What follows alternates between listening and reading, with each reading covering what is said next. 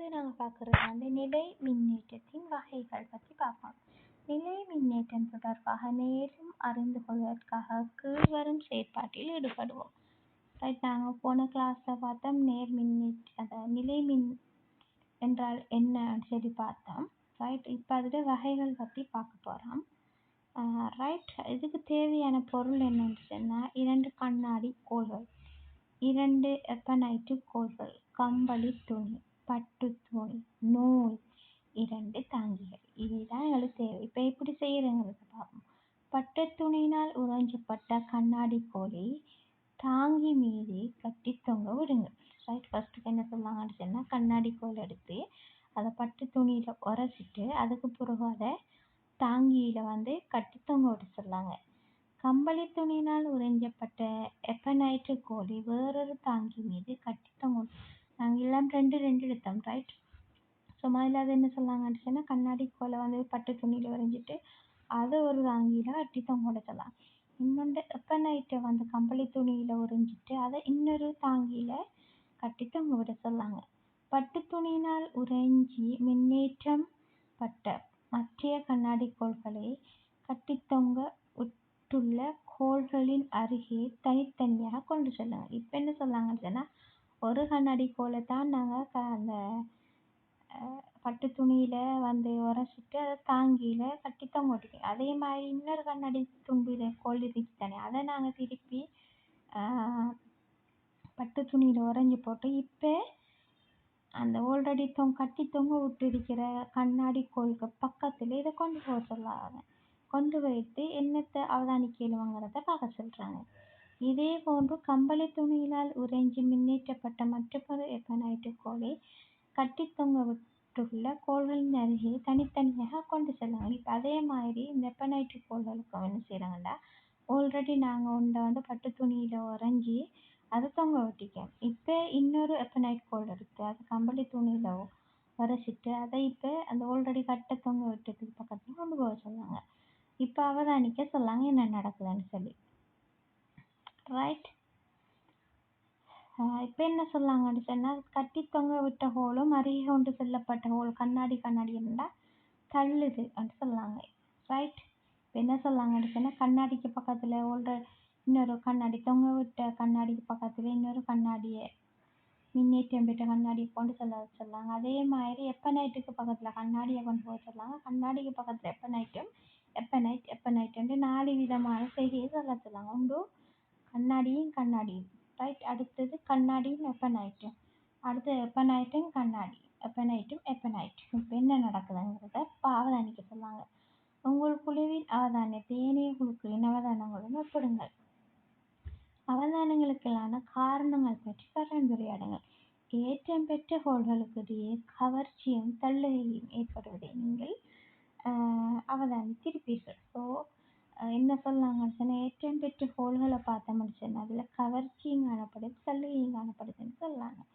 ஒரே பொருட்களினால் உறிஞ்சப்பட்ட ஒத்த கோள்களுக்கிடையே தள்ளுகை காணப்படுகிறது. இப்போ நாங்கள் இங்கே பார்க்கையிலும் கண்ணாடியும் கொண்டு போனால் மின்னேற்றப்பட்டது அது வந்து தள்ளுதுங்கிற மாதிரி. அதே மாதிரி எப்பனைட்டையும் பக்கத்தில் கொண்டு போகலாம், அதில் தள்ளுகைங்கிற ஒரு செயற்பாடு காணப்படுது. ஒரே பொருட்களினால் உறிஞ்சப்பட்ட வெவ்வேறு கோள்களுக்குரிய கவர்ச்சி காணப்படும். இப்போ கண்ணாடியும் எப்பனைட்டையும் பக்கத்தில் கொண்டு வரக்கலாம், அங்கே ஒரு கவர்ச்சி ரெண்டும் கவரக்கூடியதாக இருக்கிறத சொல்றாங்க. ரைட், ஏற்றம் பெற்ற கோள்களுக்கிடையே கவருகையும் தள்ளுகையும் ஏற்படும் விதம் கீழே உள்ள படத்தில் காட்டப்பட்டுள்ளது. என்ன செய்யறாங்கன்னு சொன்னா இப்போ கண்ணாடி கோலை வந்து பட்டு துணியில உறிஞ்சங்களை அங்கனைக்கு பாசிட்டிவ் ஏற்றம் ஒன்று மின்னேற்றம் உருவாகுது. அதை என்ன செய்யறாங்கள அதுக்கு புறம் இன்னொரு கண்ணாடி கோல் எடுத்து என்ன செய்யறாங்கன்னு சொன்னா பட்டு துணியில உறிஞ்சிட்டு இப்போ 2 கண்ணாடி கோலையும் பக்கத்தில் கொண்டு வரக்குள்ள ரெண்டுமே பாசிட்டிவ் ஏற்றம் தானே பெற்றிருக்கு, அதால ஒன்று தள்ளும். அதே மாதிரி கம்பளி துணியில வந்து எப்பனைட்டு கோலை உரைச்சிட்டு அதுக்கு பிறகு இன்னொரு எப்பனைட் கோலை கம்பளியில் வந்து 2 பக்கத்தில் கொண்டு வரக்குள்ள தள்ளுது. ஏன்னு சொன்னால் இங்கனைக்கு எதிர் ஏற்றம் வந்து ஏற்றப்பட்டி, அதனால ஒன்று தள்ளும். ஆனால் கண்ணாடிக்கோள் வந்து பட்டு துணியில் உரசினதுக்கு பிறகு அது பாசிட்டிவ் ஏற்றத்தையும், எப்பனைட்டு கோள் வந்து கம்பளியில் உரசப்பட்டதுக்கு பிறகு நெகட்டிவ் அதாவது எதிர் மின்னேற்றத்தையும் பெறத்தால் அது ரெண்டையும் பக்கத்தில் கொண்டு வரக்குள்ள கவரும். ரைட், இதுதான் இங்கே நடக்கிற செயற்பாடு. ஏற்றம் பெற்ற கோள்களுக்கு இடையே கவர்ச்சியும் தள்ளுகையும் ஏற்படுவதற்கு காரணம் இருவகை நிலைமின் ஏற்றங்கள் காணப்படுவது ஆகும். இப்போ உண்டு கவர்ச்சிக்கும் தள்ளுகைக்கும் காரணம் வந்து அங்கே இரண்டு வகையான நிலைமின் ஏற்றங்கள் காணப்படுதுன்னு சொல்லலாம். ஒன்று வந்து நேர் நிலை மின்னேற்றம், மறைநிலை மின்னேற்றம். ஒத்த நிலை மின்னேற்றத்தை கொண்ட பொருட்களுக்கிடையே தள்ளுகையை நிகழ்கின்றது. ஸோ கண்ணாடிக்கோளை நாங்கள் ஒரு சின்னத்துக்கு ஒரு பக்கத்தில் கொண்டு வரக்கலாம். இங்கே நடக்குது. ஏன்னா ரெண்டு கண்ணாடிக்கோள்லையும் ஒரே மாதிரியான ஏற்றம் தான் காணப்படுது. நிலை மின்னேற்றம் காணப்படாத, பாசிட்டிவ் நிலை மின்னேற்றம் காணப்படாத ஒன்றை ஒன்று தள்ளும். ரைட், அதே மாதிரி ஒவ்வாறு இப்போ எப்பனைட்டு கோளையும் கண்ணாடிக்கோளையும் எடுத்துக்காரங்கள ஒன்றுல பாசிட்டிவும் ஒன்றுல நெகட்டிவ் நேரும் எது மறையும் இருக்கிறதால அதை ஒன்று கவரும். ஒவ்வாத நிலை மின்னேற்றத்தை கொண்ட பொருட்களுக்கிடையே கவர்ச்சி நிலவுகின்றது. அதாவது நேர் மின்னேற்றமும் மறை மின்னேற்றம் ஒன்றை ஒன்று கவரும் என்று சொல்றாங்க. ரைட், பட்டினால் உறைஞ்சப்பட்ட கண்ணாடியில் நேர்நிலை மின்னேற்றமும் கம்பளியினால் உறைஞ்சப்பட்ட எப்பனைட்டில் மறை நிலை மின்னேற்றமும் உண்டாகிறது. ஸோ இன்னைக்கு ரெண்டுலையும் இப்போ கண்ணாடிக்கோளில் நாங்கள் உறைஞ்சினத்துக்கு போகிற பாசிட்டிவ் நேர் மின்னேற்றத்தையும் கம்பளியில் உறிஞ்சப்பட்ட எப்பனைட்டு கோள் எடுத்தோம்னா அதில் மறை மின்னேற்றம் இருக்கு. அப்போ அது ரெண்டையும் பக்கத்தில் கொண்டு வரக்குள்ள ஒன்று வந்து கவரும் என்று சொல்கிறாங்க.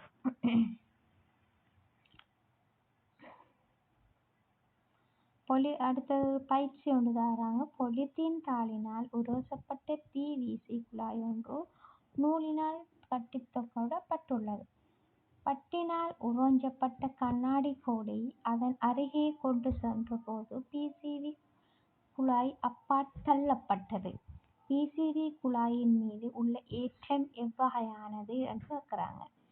ரைட், ஆல்ரெடி கண்ணாடி கோலை வந்து நாங்கள் பட்டில் உறைஞ்ச கோலை அங்கே நேரேற்றம் பெறும். அப்போ நேரேற்றம் ரெண்டும் பக்கத்தில் கொண்டு வரக்குள்ள ஒன்றை ஒன்று தள்ளு கொண்டு பார்த்தேன். இங்கே என்ன சொல்லாங்கன்னு சொன்னால் பிசிவி குழாய்க்கு பக்கத்தில் வந்து பட்டினால் உறிஞ்சப்பட்ட கண்ணாடி கோலை கொண்டு செல்லக்குள்ள வந்து தள்ளுதுன்னு சொல்லியிருக்காங்க. அப்போ ரெண்டும் ஒரே ஏற்றம்ங்கிறதால தள்ளி இருக்கு. ஸோ அப்போ பிசிவியில் வந்து பிவிசியை வந்து பொலித்தீனில் உறைஞ்சக்குள்ள அங்கேனைக்கும் பாசிட்டிவ் ஏற்றம், அதாவது நேரேற்றம் தான் அங்கேனைக்கும் வருது. அதால தான் கண்ணாடி கோலையும் பிவிசியையும் பக்கத்தில் கொண்டு வரக்குள்ள ஒன்றை ஒன்று தள்ளுது. ரைட், மேலதிக அறிவுக்காக என்ன சொன்னாங்கன்னா நிலை மின்னேற்றத்தை இனம் காண பயன்படும் உபகரணங்கள் பல உண்டு. பொன்னிலை மின்காட்டி அவற்றுள் ஒன்றாகும். ஸோ இன்னைக்கு இது உங்களுக்கு தெரிஞ்சுங்க. நிலை மின்னேற்றத்தை இனம் காண்பதற்கு பயன்படுத்துகிற உபகரணம் வந்து பொன்னிலை மின்காட்டின்னு சொல்லாங்க.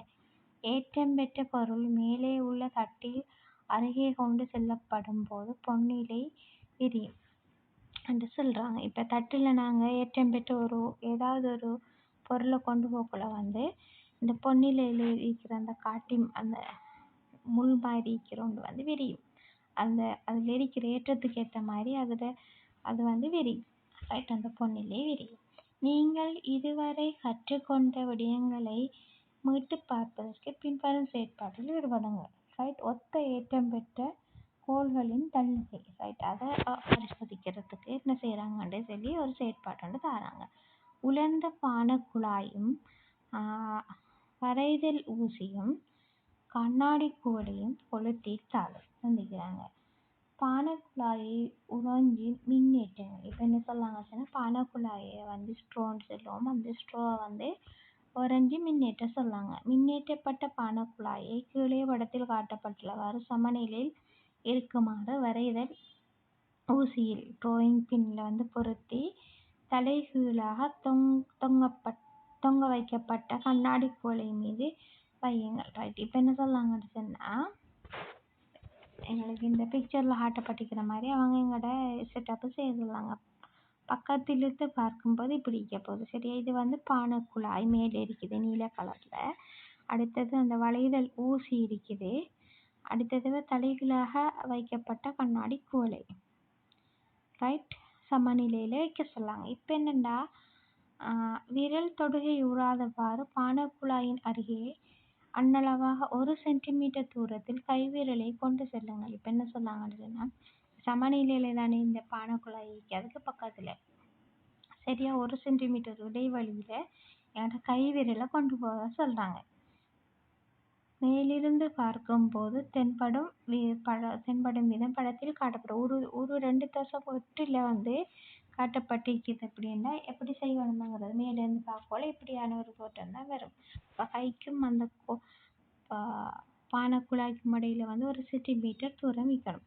பானைக்குழாயின் அருகே உறைஞ்சப்பட்ட துணி அல்லது பொலித்தீனை கொண்டு செல்லுங்க. இப்போ என்ன சொல்லாங்கன்னு சொன்னால் கையை கொண்டு வச்சுட்டு அடுத்தது என்ன செய்ய சொல்லாங்கன்னா உறைஞ்சப்பட்ட துணி இல்லாட்டி பொலித்தீனை பக்கத்தில் கொண்டு போக சொல்கிறாங்க. அதன் பின்னர் மின்னேற்றப்பட்ட குழாயின் அருகே இன்னொரு மின்னேற்றப்பட்ட குழாயை கொண்டு செல்லுங்கள். இப்போ என்ன சொல்லாங்கன்னு சொன்னால் ஆல்ரெடி சமநிலையில் இருக்குது. இன்னொரு பானைக்குழாய் எடுத்து அதை மின்னேற்றி போட்டு அதை பக்கத்தில் கொண்டு போக சொல்கிறாங்க. 3 சந்தர்ப்பங்களிலும் உங்கள் அவதானங்களை பதிவு செய்து கொள்ளுங்கள். அவதானத்துக்கான காரணங்கள் பற்றி கொண்டு சொல்லாங்க. கையை கொண்டு போக சொல்லி அடுத்தது சொல்லாங்கண்டா உறைஞ்சப்பட்ட துணி அல்லது பொலித்தீனை கொண்டு போக சொல்லாங்க. 3வது வந்து பானைக்குழாயை உறைஞ்சிட்டு அதை பக்கத்தில் கொண்டு போக சொல்லாங்க. இந்த 3 செயற்பாட்லேயும் நீங்கள் என்ன அவதானிக்கிறீங்கிறத சொல்ல சொன்னாங்க. பானைக்குழாயை துணி துண்டொன்றினால் அல்லது பொலித்தீனால் உறைஞ்சும் போது அவற்றில் மின்னேற்றம் உண்டாகின்றது. ஸோ என்ன சொல்லாங்கன்னா இப்போ பானைக்குழாயை வந்து துணி ஒன்றில் இல்லாட்டி பொலித்தீனில் உறைஞ்சும் போது அங்கே மின்னேற்றம் உண்டாகுதுங்க. மின்னேற்றப்பட்ட பானைக்குழாயினால் வேறு பாரமற்ற பொருட்கள் கவரப்படுகின்றன. ஸோ இந்த மின்னேற்றப்பட்ட இப்போ பானைக்குழாயிலும் மின்னேற்றப்பட்டிருக்கு. அதனால் என்ன செய்வோம்னா பாரம் இல்லாத பொருட்கள் ஈஸியாக அதால் கவரப்படும். ஒத்த ஏற்றம் பெற்ற பானைக்குழாய்களுக்கு இடையே தள்ளுகை ஏற்படும். நாங்கள் இப்போ 3வது நாங்கள் என்ன செஞ்சோம்னு சொன்னால் சமநிலையில் ஏற்றம் பெற்ற அந்த பானைக்குழாய்க்கு பக்கத்தில் இன்னொரு ஏற்றம் பெற்ற பானைக்குழாயை கொண்டு சொல்லலாம். அந்த டைம் என்ன நடக்கும்னா தள்ளுகை தள்ளும். அப்போ அது ஒரு அவதானிப்பாக இருக்குது. ஏற்றம் பெற்ற கண்ணாடிக்கோள் கவருவதையும் ஏற்றம் பெற்ற எப்பனைட்டு கோள்கள் தள்ளுவதையும் கொண்டு பானைக்குழாய் மர ஏற்றம் கொண்டுள்ளதை அவதானிக்கலாம் சொல்கிறாங்க. ஸோ இதில் என்ன சொல்லாங்கன்னு சொன்னால் ஆல்ரெடி கண்ணாடி குழாயில் பாசிட்டிவ் ஏற்றமும் எப்பனைட்டு கோளில் நெகட்டிவ் ஏற்றமும் இருக்குது. ஸோ பாசிட்டிவ் குழாய் வந்து கவரப்படுதுன்னு சொன்னால் அப்போ எங்களோட பானைக்குழாயில் நெகட்டிவ் ஏற்றம் இருக்குன்னு எடுத்துக்கலாம். எப்பனைட்டு கோளை கொண்டு போகக்குள்ள அது வந்து தள்ளுதுன்னு சொன்னால் அப்போ அது ரெண்டுலேயும் இருக்கிற ஏற்றம் ஒன்று தான். அதால் ஒன்று தள்ளுது. ஸோ இதிலேருந்து நாங்கள் முடிவெடுக்கலாம் பானைக்குழாயில் வந்து மர ஏற்றம் இருக்குதுன்னு சொல்லி முடிவெடுக்கிறோம்.